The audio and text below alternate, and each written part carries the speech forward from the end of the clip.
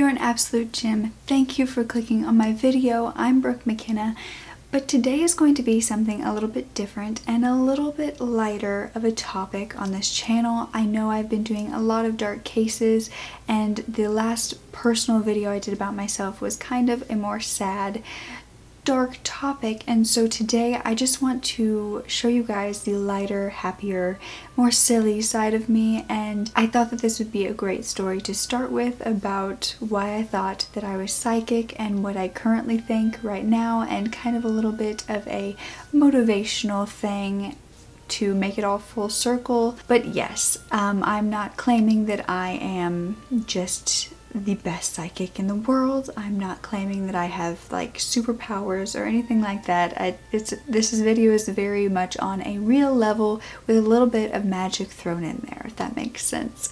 So basically, let's start when I was a kid. You guys know that I had a wonderful upbringing with lots of different siblings when I was younger, but I had always felt as though I possessed these thoughts that were far different than what other kids and my friends were thinking. I felt like I knew more than what they did, and not in like a, oh, I'm so smart, you're stupid type of way. More of like I knew more about the world and could feel more. That was mainly the main thing, I think.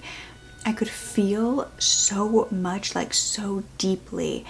And I didn't understand what that meant, really. I just thought that I was a very emotional person and just, you know, could feel everything. And at first, of course, I just thought that it was something everyone dealt with. But the more I grew up, the more I realized that not everyone can sense things very well. And anyway, let me just explain a little bit. When I was younger, I felt like I had, first of all, an enormous amount of luck. Basically, if you watch that movie Just My Luck with Lindsay Lohan, that was my life. Like, anytime I wanted anything, I basically got it, and not like in a, oh, if I ask my parents or something, they'll buy it, but in like a, if I wanted to win a contest, I would put my energy into that and basically be like, I'm winning that contest, and I would win the contest. And I didn't know how I was doing that, or if it really was me, or if I was just lucky. But basically, like, I remember there was this SpongeBob basket that my school had put together. I think it was like for the book fair or something, but it was just like a contest you could win, and it was like a whole basket of SpongeBob stuff. Now, my mom did not let me watch SpongeBob all through my childhood because she thought that it was basically like a bad kid's show that was going to teach me bad things, and so she wouldn't let me watch it. So I saw this SpongeBob basket. I was like, you know what? I want to win this. I was like in 4th grade, I think. I was like, I want to win this just because I know my mom won't like it. And yeah, I was that sassy kid, but I wanted to win it. And so I don't even remember, I think it was just like a drawing type thing. Like, it had nothing to do with any physical effort from me, but I just remember wanting it so badly, and then I got it. My name was drawn and I won the SpongeBob basket. And of course my mom was like, really? The one thing you went? Like, SpongeBob? Are you serious? But it was like a stuffed animal, like a huge stuffed animal, SpongeBob, and then like a whole bunch of little things. So that was like one of the first times I can remember that happening, where I like basically wanted something and I got it, more like through my mind than like begging for it or anything. And then I remember when maybe I was even younger than that, there was a bike contest where I literally like could win a bike. It was a huge thing. Like, I think it was my first, I had never had a bike before. I didn't even know how to ride a bike. I didn't learn how to ride a bike till I was like 10, 11, 12, somewhere in there. And so I didn't even know how to ride it, never had had a bike before, but for some reason I wanted this bike, and my mom wanted me to have it too, because then obviously she wouldn't have to buy a bike because she knew I probably wasn't going to ride it that often, but I wanted a bike anyway. And so I remember wanting it really, really badly, and I won it too. And it was literally, I was in like the newspaper for winning it. It was like me and another guy, and like a boy and a girl won a bike, and I was the girl who won a bike. And it just, that happened a lot through my childhood. I was very much lucky and didn't really know why. I couldn't put a finger on why I kept winning things. Not like I was saying I don't want them, but it was just really cool. Then as I got older, it became more of, I was still a little lucky, but not as much. And it was more like I was sensing things that were going to happen. And I had like these gut feelings sometimes. And I remember this one time we were at the store. It was a Halloween costume store. Oh, it was like a makeshift. You know those Halloween stores that like just go up for October and then go back down the rest of the year and like aren't open?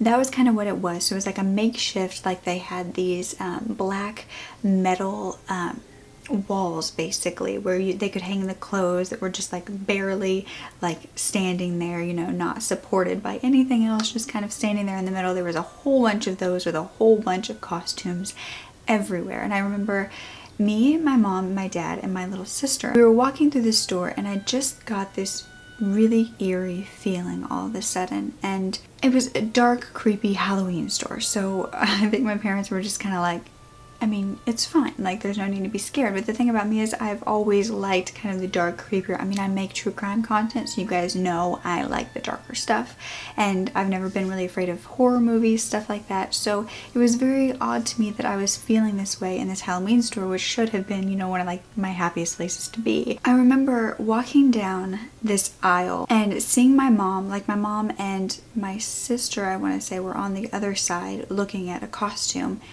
And I remember looking at my dad and saying, I don't even remember what I said. I just had this like overwhelming sense of fear and the need to run. Like I just needed to move so quickly, and I kept saying that I wanted to go and that I wanted to move along. And so I remember grabbing, it was either my mom or my dad's hand, and I just said, we need to move. And we just kind of like rushed out. I was having like basically like a panic attack, which sometimes I've had many when I was younger, but I didn't know the name of them. Just tell my parents like I need to leave now, or you know, like I need to get out of here, I don't like it in here, you know, I just throw a tantrum anyway to get myself out of the situation because I didn't know what was happening with my body. So this is basically happening, and I remember like them coming with me and moving more towards like the cash register area.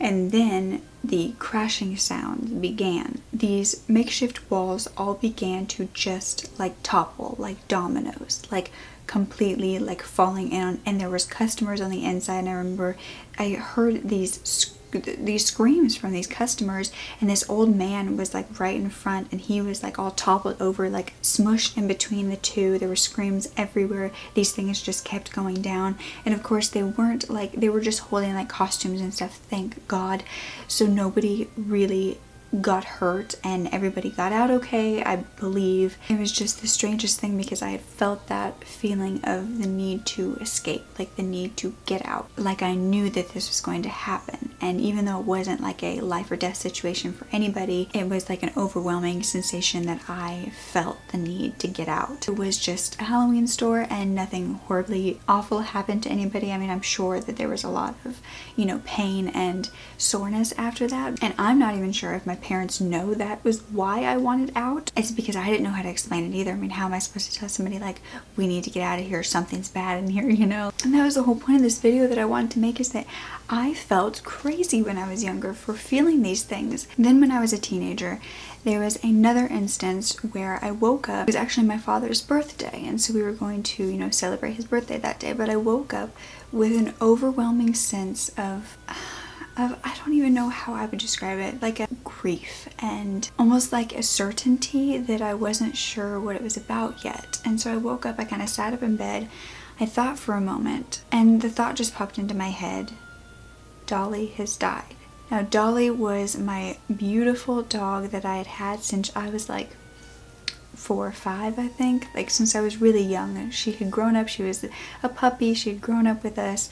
And by this time, you know, she was a little older. I was a teenager, so she was definitely a pretty old dog. Of course, showed signs she was an old dog, but she hadn't showed any signs that she was about to pass or anything. But I remember like waking up knowing that she was gone, and I hadn't left my bedroom yet, and she lived outside, so I would have had no way of knowing or, you know, hearing anything. And I woke up and I went to my mom and I said, Dolly's died. I remember that very clearly. I said, Dolly has died, and she said, how do you know that? Because I hadn't done anything else but go straight to her.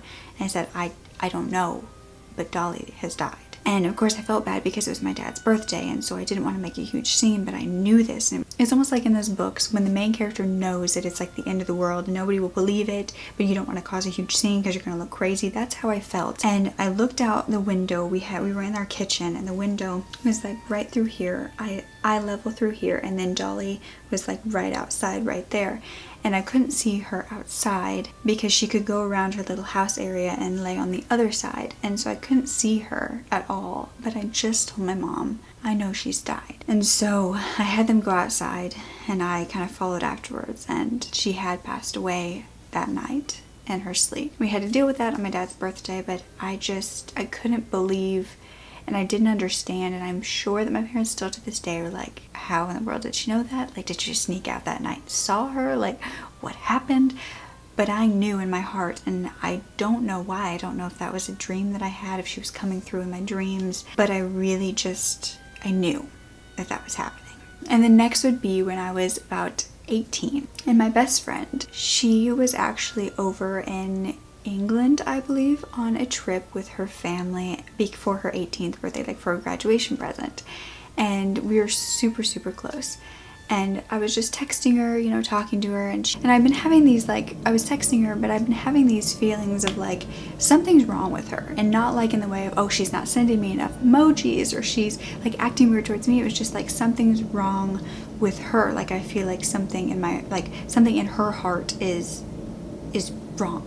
Like, I don't know how to explain it. And she was texting me, she was gonna come over that day, and she said, hey, by the way, like, I need to tell you something. And randomly, off the top of my head, I just think, oh, you're pregnant. And so I text that to her, and her immediate response is, I'll talk to you when I get there. Okay, well, that's weird.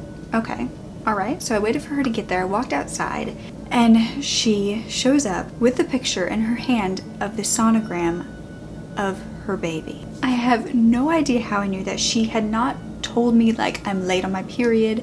She had not really told me anything about that. And I just cannot believe that I somehow knew that before she even told me. And she did have the baby, by the way. He's an amazing little guy. He's just a goofball, and just every time I see him, I just get so happy. But yeah, so that is just another instance. But things like this have always happened in my life where I'll feel, but not as strong. Like, those are the main ones that I feel like I like hit the nail on the head, and there was like no error in there at all. There are some times when I feel like I get these gut feelings where I know something's gonna happen and I don't listen to them. And as I've gotten older, these things have become like less and less pronounced to me. Like, I don't like wake up with a thought or immediately have a thought, and I want to say that that is because of a wall that's put up when we get older in our minds, thinking we are crazy, and having people tell us, you know, like, that's not real, you're not seeing that, you're not feeling that. You hear that so many times and you start to believe it yourself, which makes your intuition disappear, I think. Now, I am not claiming that I am psychic, but I really did at first. I watched That's So Raven when I was younger. So, like, I literally thought that I was That's So Raven. Like, I could see into the future, I could stop and just be like, I could see, like, zoom into my eye. But that is not really what I knew that I had. Like, I didn't think I was some superhuman with superpowers, but I did think that I was kind of cool. And more than anything, it really freaked me out to have stuff like this happen to me because I didn't understand. And when I told somebody else, they looked at me like I was crazy. So of course I grew up thinking I was a little crazy.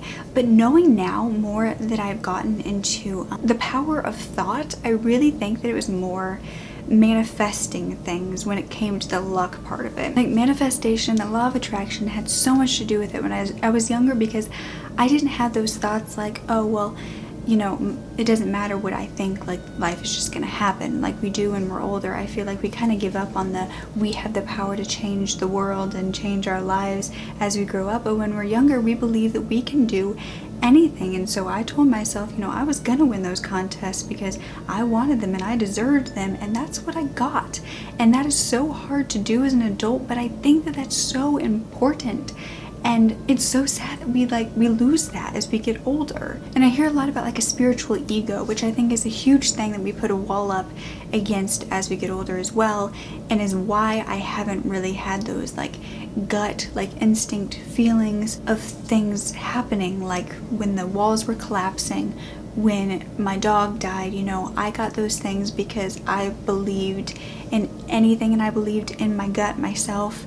You know, I never questioned any of that, and I have as I've gotten older, and I think that's kind of pushed away the thoughts that I have gotten, or the messages, or, you know, feelings that I've gotten that told me that something was going to happen or something was one way. And I've really just kind of pushed that away. When I was a kid, like, I had no choice but to listen to it because I was like, oh, well, yeah, that makes sense. It totally makes sense. I think the point of this video I wanted to make was that, yes, I thought that I was like that Sir Raven. I was psychic. I was so different. Like, I had powers. Like, I didn't really think that, but like in the back of my mind I was like, maybe a possibility.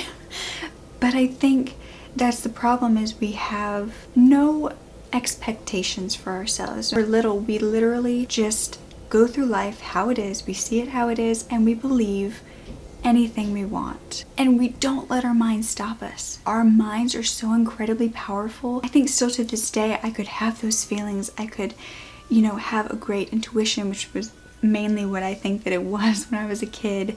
I could still have, you know, a lucky streak. I could still have all that if I just stopping myself, basically. I think our minds can either be the most amazing, incredible thing, and we can use it better ourselves and better our lives and the world, or we can fall into the trap of putting up these walls and believing that we're crazy if we're any different, and believing that we can't have anything we want, and falling into the trap of adulthood. Ultimately what it is, just we put up such a wall against it because we do find it so weird, and we do, as we get older, think that it's just a whole bunch of nonsense when it's not. I think our minds have the power to change our lives, and if we just listen to it, and if we tell the world what we want. I don't know if any of this is making sense, and it's not your fault for the walls that you built. It's life, and that happens, and for some reason that's what it does to us, and it's so awful, but it doesn't mean you can't get back to where you were. So I think my psychic powers were just a magic that I had within myself. I think it was mainly like my stubbornness, my unwillingness to have less than I deserved, and I knew what I wanted and I was gonna get it. And if we all lived day to day like that, with, you know, the premise of always being kind as well, then we could have anything we wanted in the world. We wouldn't need psychic powers to tell our future because we would create it, and that is what this video is about. Creating your future. You don't need a superpower, but if you do, I mean, so freaking cool. But you can create anything that you want to happen in your life. Oh yeah, that's a part of me that I really want to show you guys again, because I used to do motivational short films all the time, and I just do feel it is important to kind of have a reminder that you are capable of so much more than you give yourself credit for, and that your mind tells you, because I do struggle with mental illness, and I'm sure that some of you out there do too, and it feels as though your mind is almost attacking you. Like you have no power in it, but you do. I know you do, and once you start to believe that again, everything's gonna change. So what did you think of this Pieces of Me storytime video? Do you think that I had a possibility of becoming a psychic, or do you think it was my intuition? Like, some people truly believe in psychics, or some people truly don't. I'm very open-minded to a lot of things. If you guys haven't noticed, I never want to put anything down. As long as it's of a pure, kind belief, then I truly don't see why I can't be open-minded to it. So yeah, I'd love to hear your comments on that down below.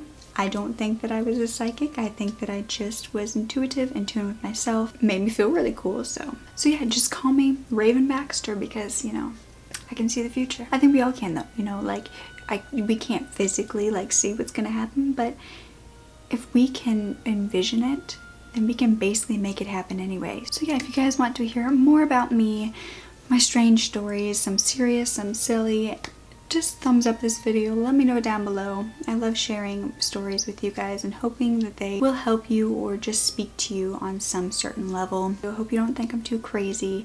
Don't ever forget to speak up. Your voice is powerful enough, and I love you to absolute pieces. Okay, bye.